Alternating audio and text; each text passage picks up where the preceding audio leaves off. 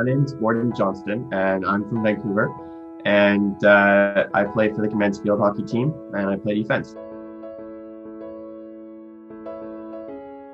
Yeah, that's a tough one. There's a couple really big moments in our careers on the men's field hockey team here where we qualified for Rio in dramatic fashion, and being in Rio itself was pretty incredible. And I think if I was to point to one instance that really stands out, it would be qualifying for the Olympics on home soil last October, or in 2019 now. So yeah, we had a series against Ireland, and that was here at home in Vancouver, in West Vancouver, and we had an awesome setup, and the whole community came out. There were a lot of people there supporting us, and the way the games went down, it made it pretty exciting. I ended in a 6-6 draw over 2 games and then into a shootout. So that was pretty cool to be a part of. And when we came out on top, the feeling was incredible. And I don't think anything else tops that. When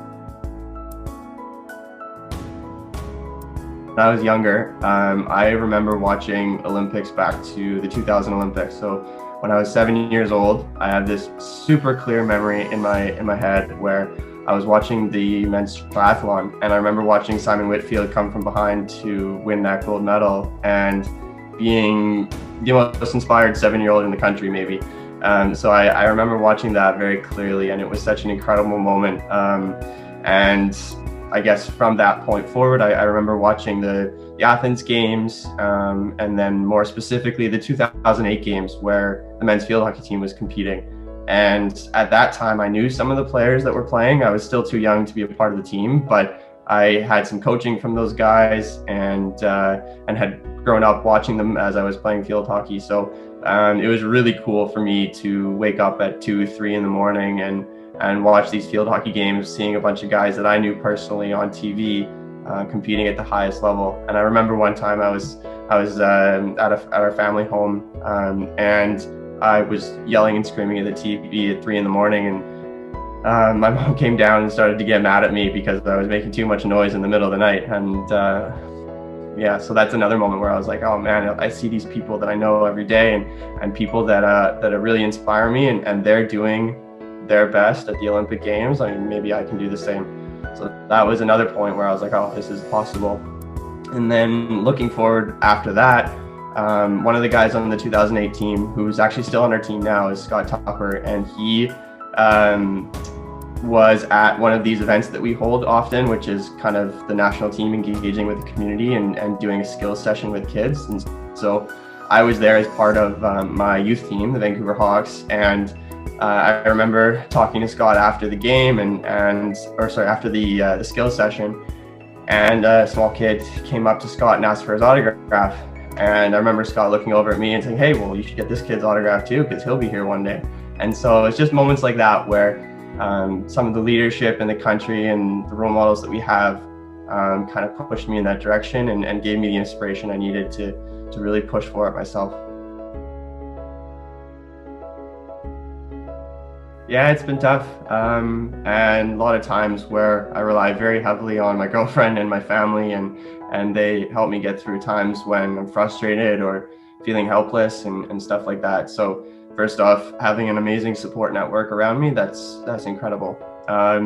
Next off would be just maintaining a balance. So I'm really lucky. I have a job that I can maintain from home, and throughout that process, they've been incredibly supportive of me and my goals, and so they've been able to allow me to work kind of part-time, making my hours up where I need to, and so they've been incredibly supportive as well.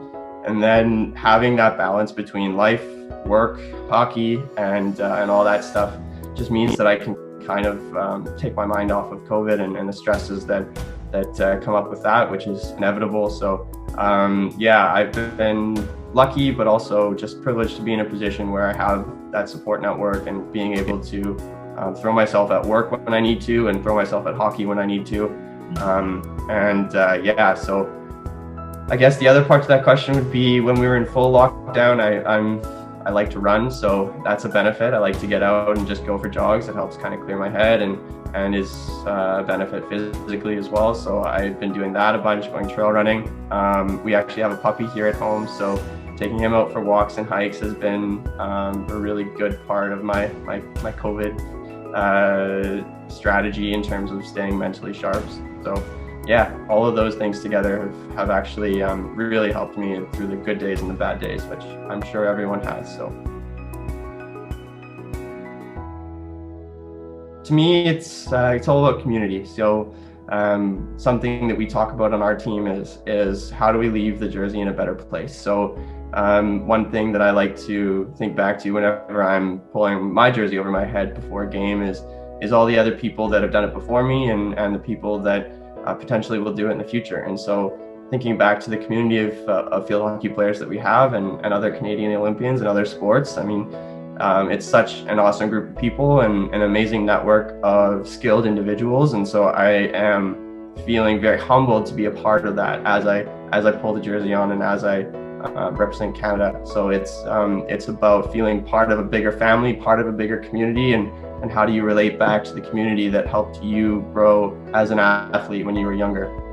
The opportunity to compete, honestly, and the games will be different in a lot of ways, and the experience will be different in a lot of ways. But I think when it comes down to it, it's still the best tournament in the world for us. It's the pinnacle moment of our sport. So we have a chance to compete against the best teams in the world and prove ourselves against the best players in the world. So for us, we're excited to maybe make a couple upsets and as one of the lower ranked teams, we want to overachieve, and that's what I'm looking most forward to. So seeing the guys perform at their best at the best tournament that they'll ever play in is what I'm looking most forward to. So yeah.